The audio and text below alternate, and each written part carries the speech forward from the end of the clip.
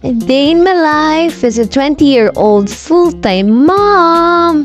Welcome to my mini vlog. It's your mommy Kai. So yun na nga guys, pagising ko ng umaga, nagligpit na kagad ako ng higaan namin.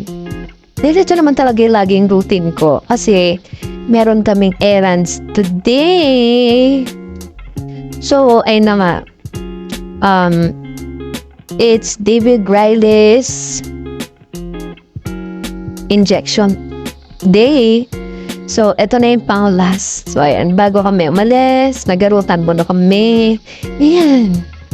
Ayan, di na ako nakapag-vlog ng nagagaya kami kasi, you know naman, I'm a mom of a toddler, of course. Ayan, naglalakad na kami. Ayan, tingnan niyo siya. Nakikipagbardagulan sa pinsan niya. My God. Yan naman laging ginagawa niya, oh. Hawak-hawak, lakad-lakad. Diyos ko, kapagod, guys. Nakakapagod. Pero kakayanin. Because I'm a mom of a toddler, of course. Yan, tinan niya, naglalakad-lakad kami. Habang naghihintay. Yan, naglalandian silang dalawa. Sumusin nila yung ulo ni Riley kasi kalbo.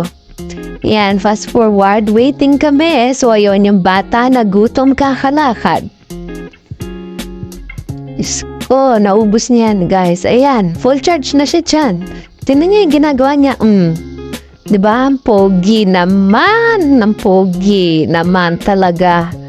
Kamukha ng tatay. Kagigil. So, ayun guys.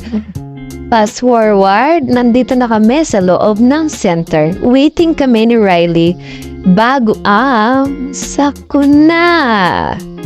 So, ayan, pakinggan nyo yan.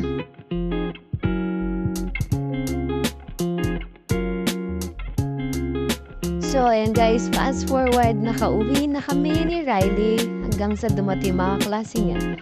Yan, nagkukulitan na kami kasi parehas kami pagoda. Pagoda kami, guys. Pagoda. So, ayan. Dumating na si daddy niya. Nakikipaglaro na kami. Lagi kami ganyan. Yun yung lagi eksena namin pag uwi ni dada niya. So, ayan. Tingnan niyo yung bata. Ginawa niya na yung loob niya. Nagdedi siya mag-isa. Ayan.